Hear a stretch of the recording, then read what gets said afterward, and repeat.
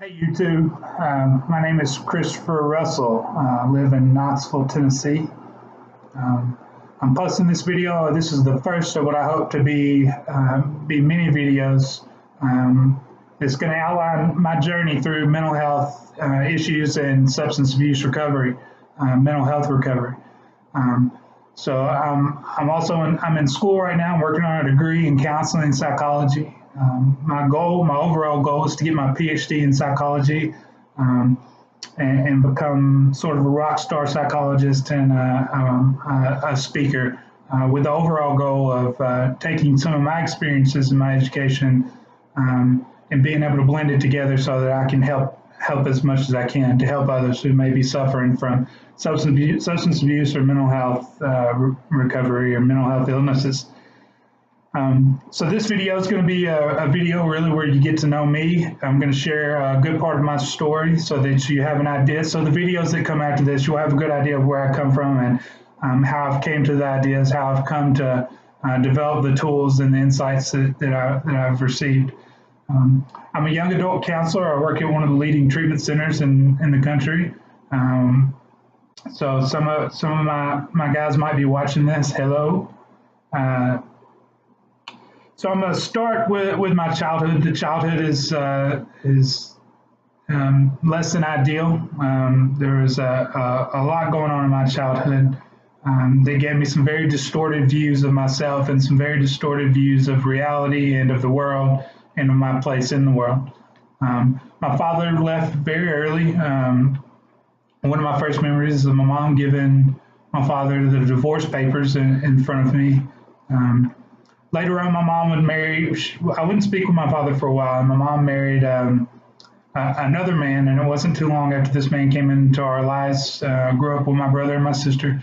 It wasn't too long after he came into our lives that the sexual abuse started. He was caught and charged with the crime. He spent 11 months and 29 days in jail. After he got out of jail, my mom sat us down and had a conversation with us and told us that she had been praying and that she had been speaking to God, and that God told her that for whatever reason that she needed to be with this man. So then that started the just continual fear of we had been taken away from my mom due to what happened, the sexual abuse that happened, and so it started a process of just my childhood was full of fear, anxiety, and that stuff really conditioned me to experience that for the next years even into adulthood. So at a very young age, maybe 7 or 8 years old, I can remember having thoughts of suicide. Did not know exactly why or what I was thinking. I just knew that for whatever reason, I didn't want to be where I was anymore. I wanted to go to sleep, and I didn't enjoy waking up. I was always in a constant state of anxiety. I was having panic attacks pretty consistently. One memory I have is of going to the medicine cabinet and taking a box full of cold medicine. The goal was just to escape my reality at the time. It was during these years that I also developed dissociative disorder, which is the only retreat that I had at the time, since I could not change my situation. The only retreat I had was psychological. At around 12 years old, I did find another escape. I walked in on my older brother, and he was taking some pills. I asked him, I said, "What are those?" He said, "They're hydrocodone." I said, "What do they do?" He said, "They make you happy." At 12 years old, my life had not been, there were happy times, but it was also full of fear. And the happy times were more of the exception rather than the rule. So at 12 years old, I developed an addiction. This addiction would follow me throughout high school and into my adult years. I was a baseball player. At a young age, baseball became one of the ways that I escaped the reality. When I was on the baseball field, none of the other shit mattered. I didn't think about everything that was going on outside of there. So baseball was very comforting to me, and it was because of this that I became very good at baseball.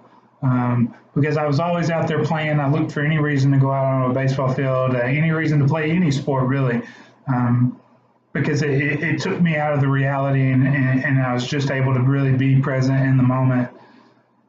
So I made it through high school. Met my future wife in middle school, at also around the age of 12 or 13. We would be together all through high school. High school, I was a all-state baseball player. I signed to play baseball with a junior college in West Tennessee.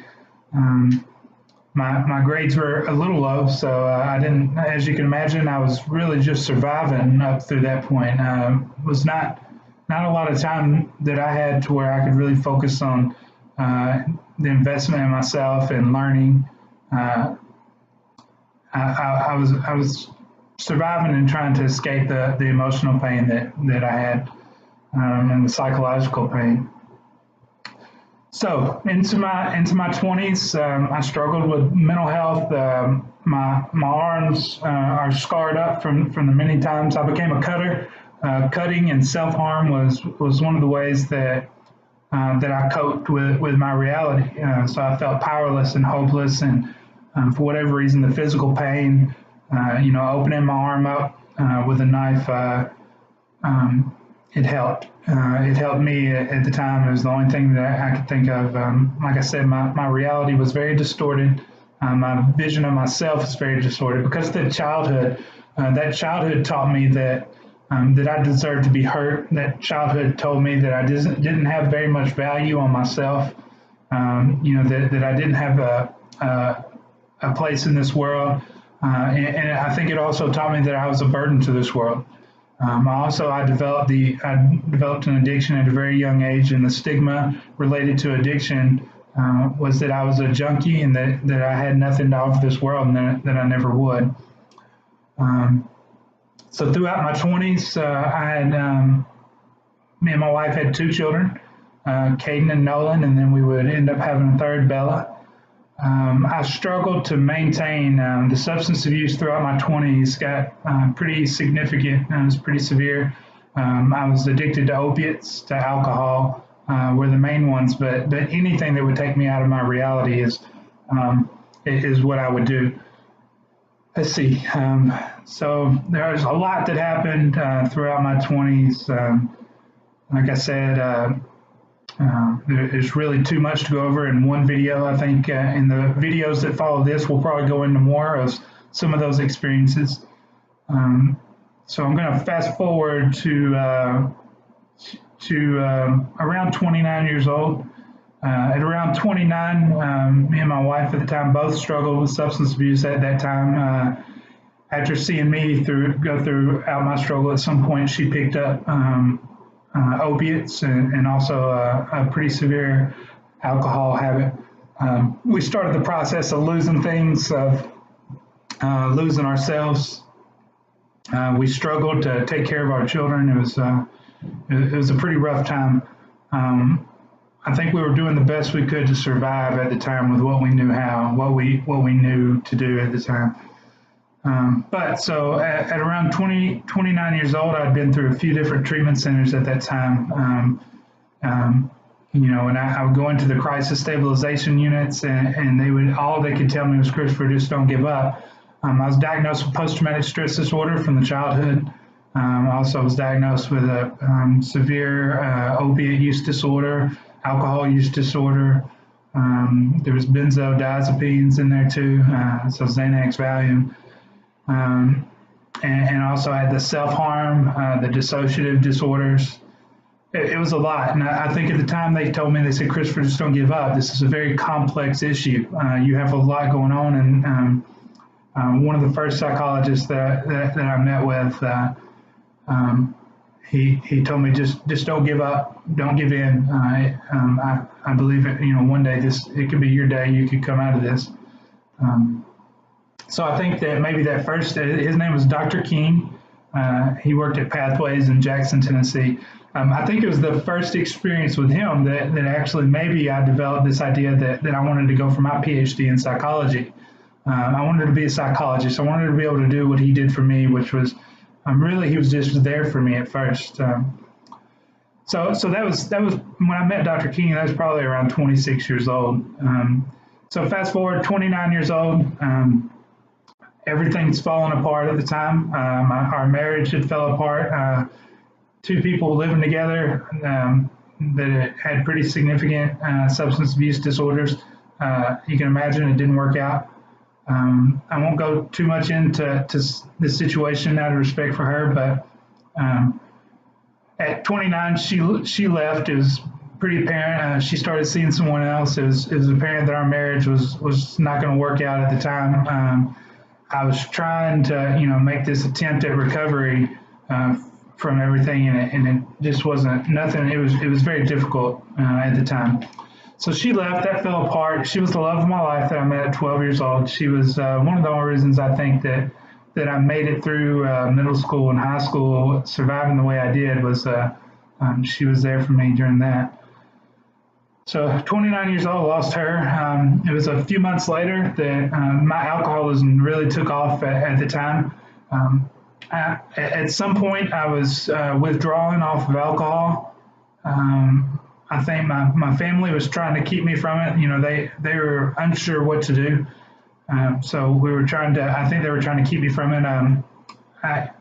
So I was withdrawing from the alcohol, and I had a seizure, and I shattered my L4 vertebrae in my back. So then, I'm just, I've had the marriage not working out. I've lost who I thought was the love of my life, someone that I couldn't see myself living without. And then I had a seizure and broke my back, and I would be down for the next several months, struggling. Didn't have anywhere to live. I was homeless at the time. I was sleeping on couches. At that time, I would go to my father's house where my father and my older sister lived, and I would stay there for a little while. So not too long after that, I'm not sure exactly how long, but my father would pass away. So at this time, I'm still homeless. Nowhere to go really. Every once in a while, family would allow me to stay with them. I would hop from couch to couch until they would get tired of me, and I would have to go. So I ended up homeless, living on the streets, living wherever I could, sleeping wherever I could. At that time, I was really in survival. So I'll explain to you my last 24 hours. In my addiction, my last 24 hours, I was living in an abandoned house. It was actually my childhood home at the time, which had been abandoned at this time, was pretty run down. It was the only place I knew to go, I think. And I'd retreated in there, and I'd kind of blocked myself off from the world, isolated myself. I still had some friends that I used with at the time. Every once in a while, they would come by and they would share their drugs with me. But I also started stealing mouthwash from a Walmart that was nearby to get the alcohol out of it. Mouthwash is about 20% alcohol, but it's also full of fluoride. And fluoride is a neurotoxin. So if you can imagine me at this house during the summer, drinking mouthwash, drinking fluoride, it was not very good for my mental state. I went into a deep psychosis. I'd lost touch with reality. I'd lost touch of who I was, of this idea of self. I'd retreated into a little closet in the house. I think the reason I was seeing things, I was hearing things, I was seeing demons. So I think I retreated to the closet because I was afraid of everything around me. I laid down in that closet, and I'm not sure how many days it was at this point that went by. I know that I'd stopped leaving that house. So there's no utilities, there's no running water. It was a pretty miserable way to live. I think it was at that time that everything really completely shattered. I went into the psychosis, so my mind really shattered, which I believe now really set me up to really put the pieces back together, not the way they were, but put them together the way that I'd want them to be. So this girl that I knew at the time, she came into the house. She knew where I'd been staying, and nobody had seen me for quite some time. She came into the house, and I remember her opening the door, and I was laying there, and I saw a light shine into the closet, and then the light went away. Like I said, I was in a psychosis, so I don't really remember, really details about it. But she left, and she would come back sometime later that day. The light again came into the closet. At this time, I'm seeing a light. I don't know what it is. Thinking maybe this is the end. And I see a hand reach around the light, and it was a bottle of vodka. So I knew enough to know that might help. I was just completely broken at that time. So I took the bottle of vodka. I'm shaking, and I drink it, and I drink it down. I think it was a pint of vodka. I drank the pint.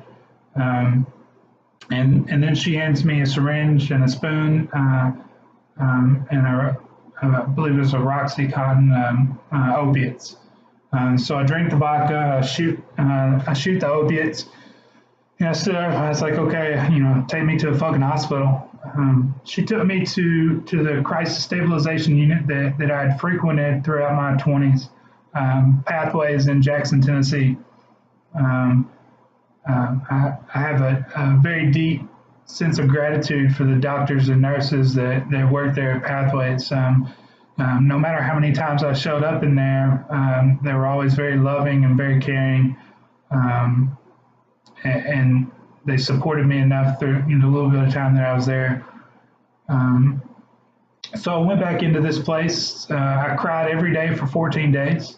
Like I said, I was in the crisis stabilization unit for a little. I was in the medical detox, and then they moved me over to the crisis stabilization unit, and then I had to find somewhere to go from there. But I cried every day while I was there. I came out, and I told them I'm just not sure that I can do this.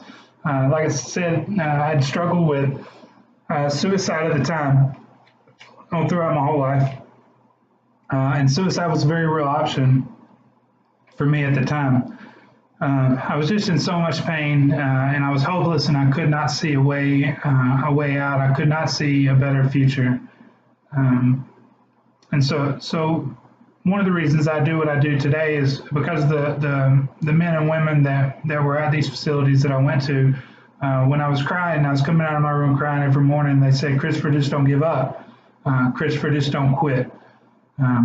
And I would make the decision to not quit for another day, and then for another day, and then for another day.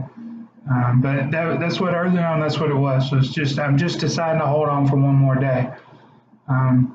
So I was sent to a facility in Memphis, Tennessee, where I spent 30 days at this first place. I think on my 29th day, I had a seizure in my sleep, also from the withdrawal, the anxiety. And I was sent to the med in Memphis, where they decided that I'd had a mini stroke, probably because of the seizure that I went to in my sleep. So right away, it's already very tough. I'm 30 days into being in Memphis, Tennessee. I didn't have very much contact with my family for some weeks up until that point. So then I moved on to another program. It was a homeless program in Memphis, Tennessee, where I met one of the most influential people in my life. His name is Christopher Moore. He was a student at Memphis University at the time, and me and Christopher Moore would work together for probably the next 45 to 60 days. So this was a homeless program in Memphis, Tennessee. Many of the people that came into this program were off the streets of Memphis. They were gangsters. They were out of the city jails in Memphis, Tennessee, and they were looking to avoid jail time, many of them. There wasn't very many of them that were looking to stop using substances or stop using drugs. But I was able, those guys were really important to me. One of the first days I was in there, I started crying, and I didn't know what else to do. So it was like the first group I was in. I told them, I said, look, I've got these thoughts of suicide, and I don't know what to do with them. One guy was being an asshole, and he's like, why don't you go ahead and do it? And then, but then something very important happened. There was 5 guys, over here in this corner that heard me say it. Later on, I found out that they were gangster disciples. They were GD, a gang. But these guys, they stood up and they said, you can't tell this man that. Don't you see that this man is hurting? He's away from his kids and he's hurting. You can't tell this man to go ahead and kill himself. And they all came over to me and they hugged me and they told me, again, this theme is, Christopher, just don't quit. So I'd spend the next couple of months there getting to know my mentor, Christopher Moore, and those guys that I was in that program with. It was also at this time that I met one of my best friends that would be my best friend at the time, or 2 of them, Will and Colton. And Colton would get kicked out of this program, and he went out on the streets, and that night he overdosed on heroin and died. So that was another moment that deeply affected me. The conversations I'd had with Colton and some of these other guys were very important to me. The relationships I built there were very important to me at the time. So I built relationships with these guys. I think I have a gift of being able to make connections with people, maybe because I'm extremely genuine, whatever it is. So I'm sitting down with Christopher Moore one day, and this is one phrase that started the process of changing how I saw myself. So Christopher Moore sat me down and he said, Christopher, you've done some work here. How are the suicidal thoughts? Are you still thinking about suicide? And I said, yeah, every day. It's like the emergency ejection button. If this gets too hard, if it hurts too bad, that's what I'm thinking about. So Christopher Moore said something to me this time. I looked up to him. I valued his opinion. I valued his education at the time as well. A lot of what he said to me made sense, and because he was also incredibly genuine, I don't believe that he bullshitted me any. And he said something to me. He said, Christopher, he said, the world can't afford to lose you. When he said that, it pierced through everything that had happened throughout my childhood, everything that I had done up until that point. It pierced through all that bullshit, and it started the process of me changing how I saw myself. Just that one phrase, Christopher, the world can't afford to lose you. It gave me this idea that maybe I had something to offer this world. That maybe through my experiences, my struggle and my pain, that I could help to ease struggle and ease pain. So he said that to me, and it touched me and it moved me. He was also working with me on a book that I think one of the videos later on that I'll post will be on the 4 Agreements, and something that I've put together about the 4 Agreements is a book by Don Miguel Ruiz. So I put together a PowerPoint that spoke about my experience with the 4 Agreements and how they worked with me. But Christopher had the 4 Agreements in his office, and he shared it with me. And the next thing he said to me that was pretty profound to me at the time was, I told him I was having trouble holding on to the information in the book. He said, maybe you should take notes. And I said, well, I've never really been a note-taking kind of guy. And he said, maybe you should learn. So it's another big idea that I think that throughout my addiction, I'd forgotten that I have the ability to learn. I have the ability to grow. I have the ability to be wiser, to be stronger, to be better. Also at this time, Christopher shared with me this idea that if I would change, that no matter what had happened up until that point, that if I would change, that everything about my life would change. And that also was a very empowering thought, that I didn't need the childhood to change. I didn't need my current circumstances to change. I didn't need some of the things that I had done to change. I didn't need the fact that I had developed an addiction at 12 years old to change. what was required was that I change and that I put the investment in myself. So I started this process, this long process of grinding it out, to put the investment in me, to change who I was as a person, to face some of the fears that I had at the time. I had a fear of speaking in public. I had a fear of speaking to people. Now I give lectures at the treatment facility that I work at. I give lectures on the 4 agreements, on some of the tools that I've used to kind of change my life. So it was also Christopher Moore who really valued education, and he was the one that really encouraged me to get back in school. Like I said, this is at the time, I'm just starting to play with this idea that maybe something different could happen in my life.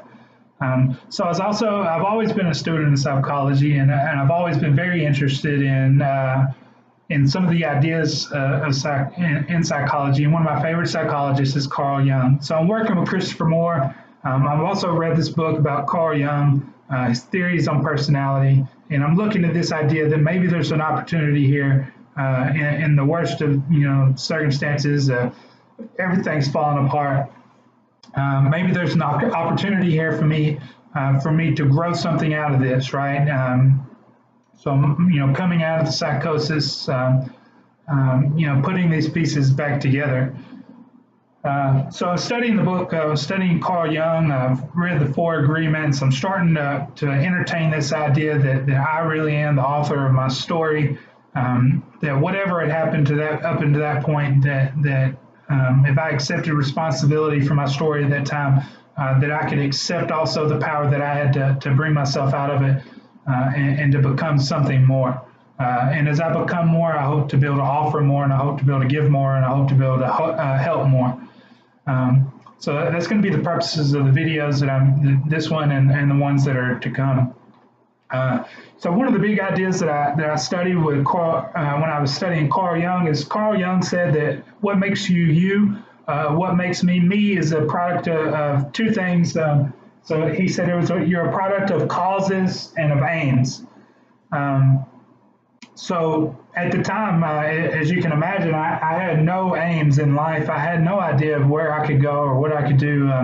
Like I said, I was really in survival, and in survival mode, you really don't have the ability to look forward to a better future, which can create a miserable existence. So I was stuck in my present. In between causes and aims is the present moment. I was stuck in the present or in the past.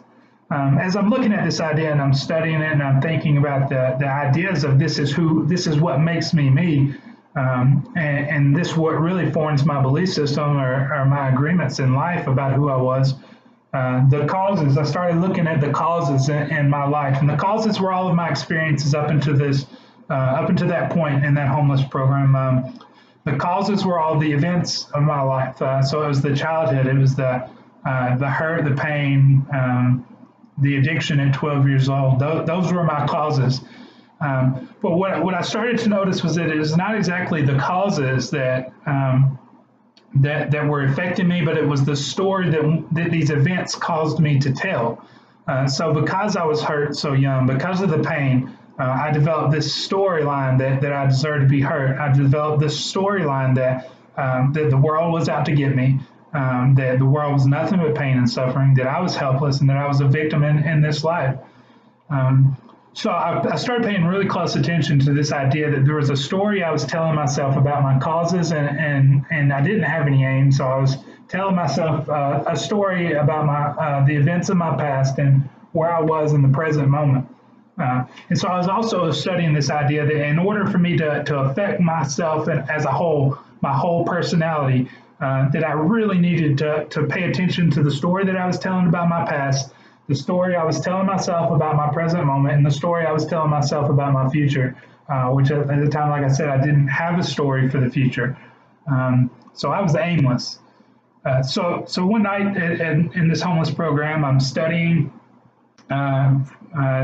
During this process, especially early on, there were highs and lows. So this is one of the highs.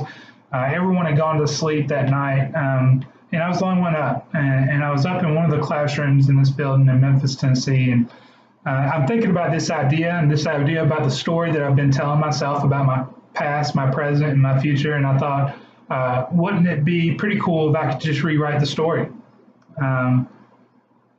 And so I sat down that night and I started out, and it was just for fun. At first, I like writing. I like especially creative writing at the time. And so I wrote this story. I wrote the story of a character that had gone through similar circumstances as that I had, and was in a similar circumstance at the time up into the present moment. And so I told this story of this character who had been through who had been through hell, really, since he came on this earth. And I went ahead and wrote the story out into the future. When I finished, what I had was a story about a rock star psychologist that at that moment in that homeless program changed his life and changed the idea of what he saw as being possible for his future. And I wrote the story out, and this character uses the pain and the suffering of his past and his experiences with substance abuse to become his own hero and to rise up out of the ashes of his past, and to do something and fulfill a higher purpose, which is to help others. In the story, my character, because he had been through so much pain and suffering, he developed a deep desire to help others make it through their own pain and suffering, to help others to retell their story. To empower an individual to overcome the pain and the suffering, and overcome and to recognize that that we are more than what we have done. We are more than what's happened to us in the past. I can say that for sure, that you are more than what you've done. You're more than anything that you've been through. I really do believe that the spiritual side of ourselves are very powerful, that we just have to be taught how to bring that out. So the story is one thing that I used to bring this out. And so I looked at the story as a whole, and it was a pretty great story, and I really enjoyed looking at it. But what I noticed was that it started to empower me, because as I read through the story again, there was nothing about this story that I couldn't fulfill myself. There was nothing about this guy learning learning all he could, becoming stronger and wiser and better, and investing in himself and investing in his recovery, and changing himself, and getting back in school, and working his way up to his PhD, and changing the world, going out and speaking and helping others. There was nothing about that story that I could not do myself. And I started really grabbing a hold of this idea. It was very powerful, and it was very empowering. And so I set out to do that. I set out to write that story. I set out to really live that story out, and I am living that story now. So, like I said, now I'm a junior in college. Got about a little over a year left in my bachelor's degree in counseling psychology. My goal is to move right into my master's. I'm a student at Grand Canyon University, which is a Christian university in Phoenix, Arizona. Like I said, my goal is to graduate, move right into my master's, and then go into, and then ultimately to my goal, having my PhD. All along the way, my goal is to help as many people as I can. Like I said, I work with young adults right now. I've developed this an assignment called the Hero Story, which I'm really trying to help them address these areas and change how they see themselves, and see themselves in a more empowering way, to be able to change their story and change their outcomes. So I think one of the key parts to this story is that what that story did, as I rewrote the story and I retold the story, what I learned to do was, as I was writing the story of a hero, the past looked very different. The present looked very different. My future, I started to build on this future. And what I noticed going back and studying, like exactly what the story did was it helped me to move from being a victim of this life and being a victim of circumstance, and it helped me to move into really being the victor. And what does that mean? Well, at the time I went into that homeless program at 29 years old, I'd been a victim. I'd been a victim of a less than ideal childhood. I'd been a victim of developing an addiction at 12 years old, which I didn't even have the opportunity to really decide what I was doing at the time. I was just trying to make the pain go away. And So all of that time, I'd become a victim, and then that idea really followed me through life, and I became a victim of a failed marriage, a victim of having broken my back through withdrawals. Everything up until that point, I was a victim, and what I recognized throughout that story was that I didn't have to be a victim; I could become a victor. And how did I do that? Well, I had to change how I saw it. So now I look back at myself and I don't think, or my life, and I don't think that I was a victim of that childhood. I don't think that I was a victim of the disease of addiction. I don't believe I was cursed with those things. I believe I was blessed with them because that childhood developed some really great things about me.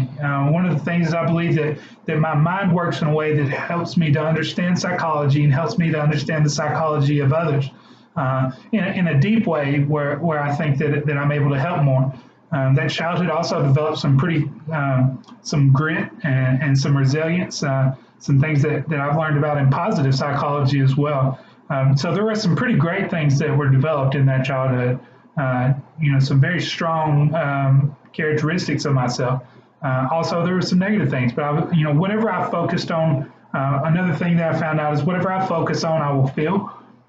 And so if I'm focused on the victim side of that story, that's what I will feel. I will feel like a victim. So I started seeing it as I was a victor, and that maybe some of those things happened, and that there was some strength that was drawn from that would be able to help me to fulfill this story that I had written. Because of that childhood, I had a deep desire to help people, to help because I'd experienced so much pain and suffering. I wanted to ease pain and suffering. And so it's made me very passionate for what I do now and what I'm going after. Also, the addiction, I saw it as, this developing this addiction at an early age where I didn't really have a choice in it. And, again, I was a victim. And now I see it as I think I was blessed with it. The substance abuse and substance abuse recovery has caused me to search some things out about myself.